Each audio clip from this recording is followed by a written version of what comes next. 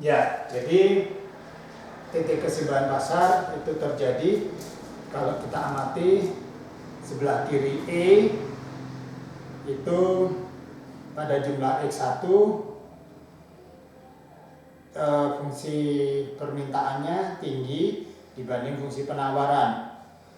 Artinya uang di kantong lebih tinggi daripada harga yang ditawarkan.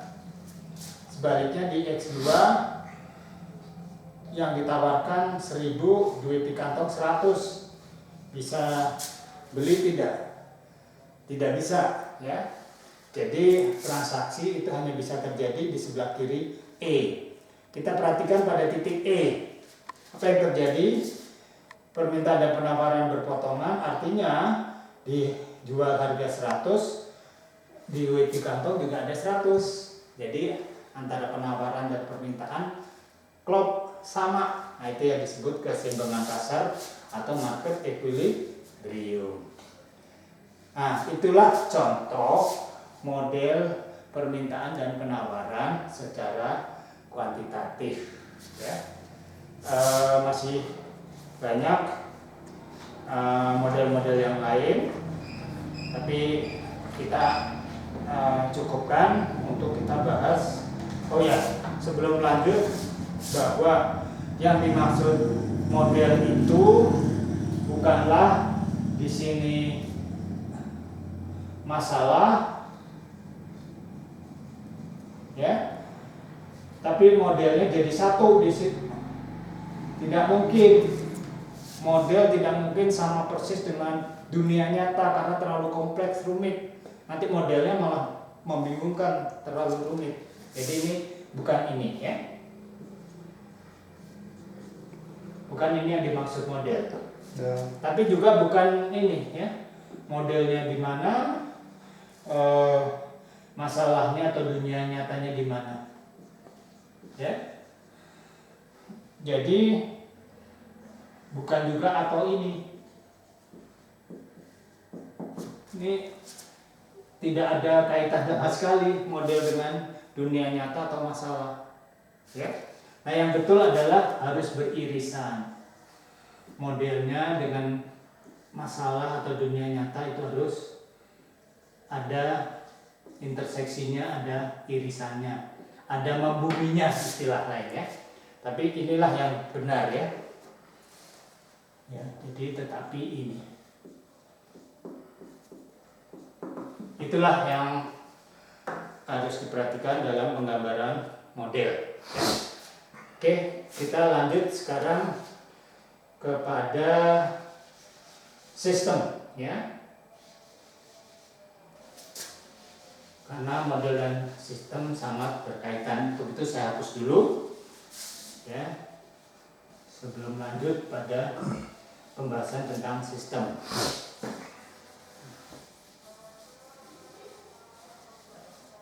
Ini untuk para mahasiswa perlu berulang kali mungkin menonton. Kalau udah masalah kuantitatif matematis mungkin tidak bisa sekali baca, ya, sekali tonton, ya. Jadi ya.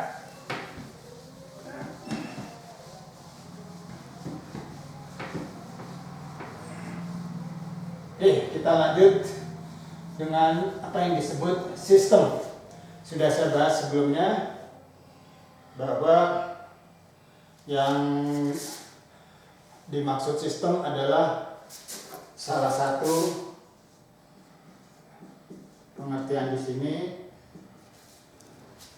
jalinan dari berbagai bagian yang berinteraksi, ya. Jalinan dari berbagai bagian yang berinteraksi, dan sistem ditandai dengan masukan dan keluaran. Jadi intinya sistem itu ditandai dengan input, masukan, dan keluaran, output. Ini disebut diagram balok, ya, atau blok diagram. Jadi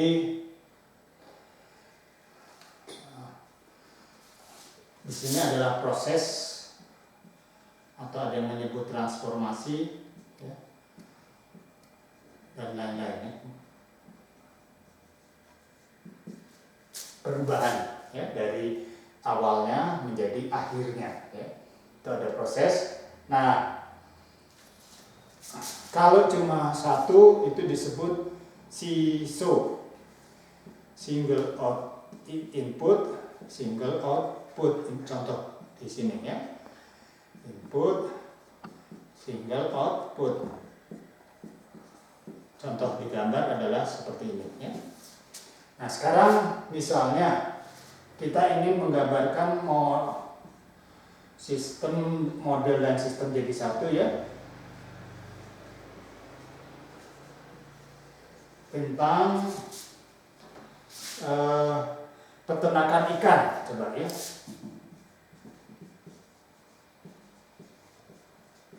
Barangkali para mahasiswa ada yang tahu untuk peternakan ikan tujuannya apa sih? Ada yang bisa jawab tujuan kita kalau saudara membuat peternakan ikan? Ya, tentunya untuk menghasilkan ikan yang bisa dijual di pasar, ya. Jadi outputnya adalah ikan yang dijual, ya. Bisa ke pasar, bisa ke restoran, bisa kemana-mana, ya. Nah, sekarang inputnya ada yang tahu? Para mahasiswa sekalian, apa inputnya untuk bisa menghasilkan ikan yang bisa dijual? Ya, tentu untuk dapatkan ikan yang bisa dijual harus ada,